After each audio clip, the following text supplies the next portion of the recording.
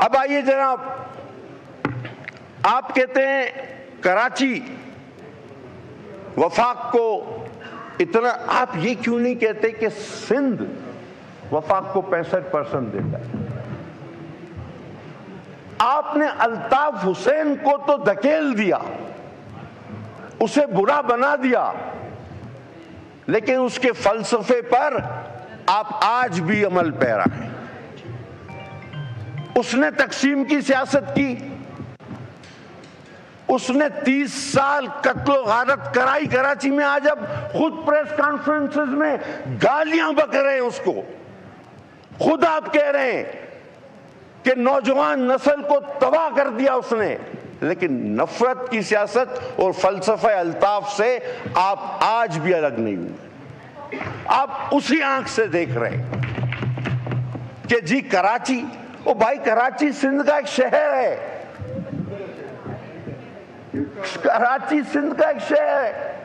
आप कहें कि सिंध वफाक को 65% देता है, आप आए हमारे साथ मिलके जो सिंध के हुकूक हैं वो वफाक से मांगे। आप आए हमारे साथ मिलकर जद्दोजहद करें कि जो वफाक सिंध के साथ सोतेरी में वहां वाला सुलूक करता है, तो आप भी सिंध में रहते हैं, मैं भी सिंध में रहता हूं, आए हम मिलके सिंध की जंग लड़े। नहीं, आप ये कभी नहीं करेंगे। और आप कहते हैं सूबाई हुकूमत, ये पहली बार है कि आप हमारे साथ शामिल नहीं हैं। आप तो हर बार हमारे साथ हुकूमत में शामिल रहे हैं, सूबाई में हर बार। अगर हम पे कोई जिम्मेदारी आती है तो वो आप पर भी बराबर आती है। अब आपको सर मैं वो दिलचस्प बात बताऊंगा जो इस ऐवान के लिए भी शायद नई होगी। ये गुल प्लाजा एक मंजिल इमारत थी, एक मंजिल। उस वक्त हमारा मेयर भी नहीं था और सिंध बिल्डिंग कंट्रोल अथॉरिटी भी नहीं थी। अल्ताफ हुसैन का गनमैन गार्ड, हिस्ट्री बता रहा हूं आपको ऐवान में, गोगा, उसका नाम था शुएब गोगा, वो टीवी पर भी आकर इंटरव्यू दे चुका है। ये एक मंजिला इमारत को जबरन उसने 2 मंजिला, फिर 3 मंजिला, फिर 4 मंजिला, फिर बेसमेंट खत्म करके गोडाउन बनाए, एक दुकान को 2 में तकसीम किया, छोटी छोटी दुकानें बनाई, चलने का रास्ता नहीं। ये सब उस दौर में हुआ जब हम ना मेयर थे ना हम सिंध गवर्नमेंट में थे, सब कुछ किसी और के हवाले था। 100 आदमी रोजाना इशारे पे कत्ल हो जाता था, शाम को पूछा जाता था स्कोर कितना हुआ है। ये उस वक्त बना है। ये गुल प्लाजा उस दौर की निशानी है जो आज आपको आईना दिखा रहा है कि तुमने मेरे साथ क्या किया है।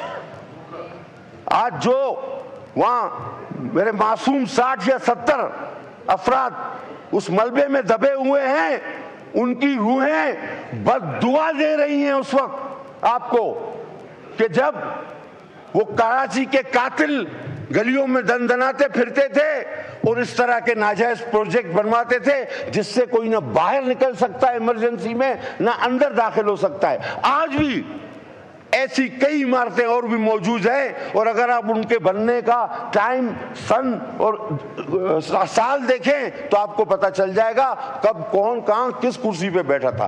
कहां से आई ये चाइना कटिंग? कराची की इम्यूनिटी कहां गई? किसने बेची? पार्क ग्राउंड हमारे किसने खत्म किए?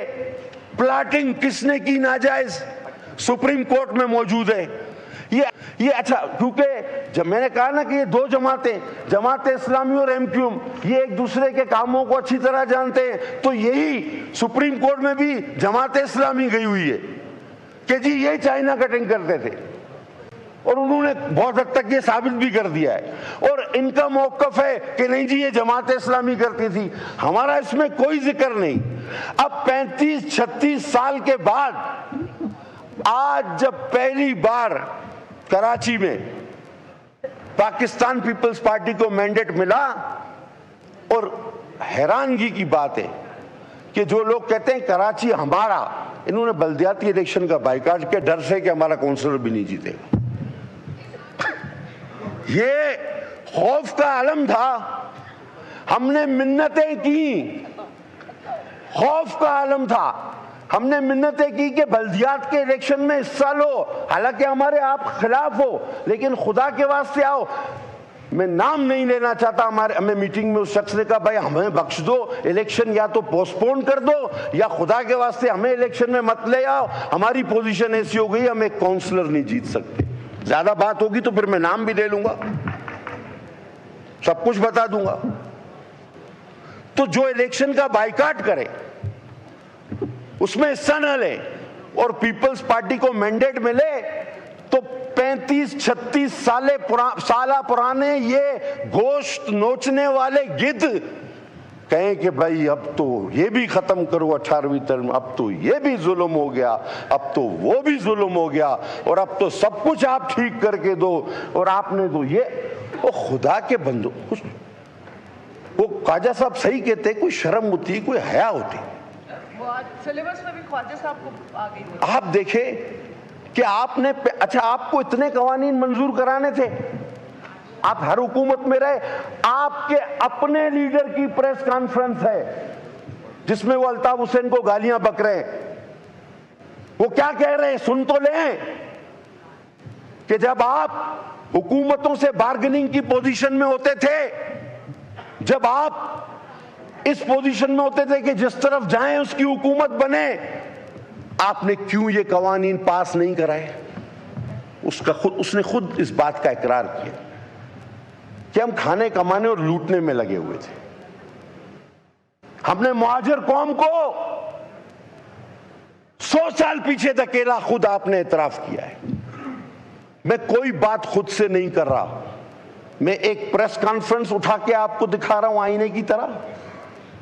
मैं यहां पर की गई डिप्टी मेयर की तकरीर उठाकर दिखा रहा हूं आपको आईने की तरह। और एक तीसरी चीज मैंने आपको याद दिला दी, सानेहात का जिक्र आपने किया, सानेहात हादसात का जिक्र आपने किया। इतने बड़े सानेह का जो जंजीर दरवाजे पे ताला लगाकर 360 लोग मरे, सामने लोग देखते रहे, वो जलते हुए मरे, किसी को मदद नहीं करने दी गई। और जब सब मर गए तो नीचे कैंप लगा दिया, उसका आपने जिक्र ही नहीं किया। और उसमें सजाए मौत किसको हुई, जरा उसका भी नाम लेना। सेक्टर इंचार्ज एमक्यूएम, क्यों नहीं कहते आप? उस साने का नाम क्यों नहीं लेते? हर सानिया गिनवाया ना आप। तारीख कराची पे एक सेमिनार रखे, वो हमारी बच्ची बुशरा जो हादसे का शिकार हुई, उससे लेके आज तक कि कराची में किसका क्या रोल रहा है। और मैं ये भी बता दूं कि अब कराची आपके हाथ में नहीं, अब आप कराची के दावेदार न बने। अल्हम्दुलिल्लाह अब हमारे पास कराची आया है, जादू की छड़ी हमारे पास भी नहीं। मैंने गुल प्लाजा का भी बताया किसने कब और कैसे बनाया, और इस तरह की दूसरी इमारतें, उसमें भी ये हादसात होने के पूरे चांस है। हमदर्दी है हमें उन लोगों के साथ, हम उन्हें कंपनसेट भी हम करेंगे।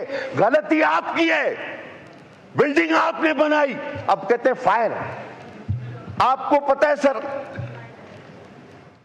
केएमसी के फायर स्टेशन के अमलों में से 200 से ज्यादा टारगेट किलर पकड़े, जो तनख्वाह फायर टेंडर की लेते थे लेकिन करते थे टारगेट किलिंग। मैं जितनी तफसील में जाऊंगा शायद तलखी में चला जाऊं।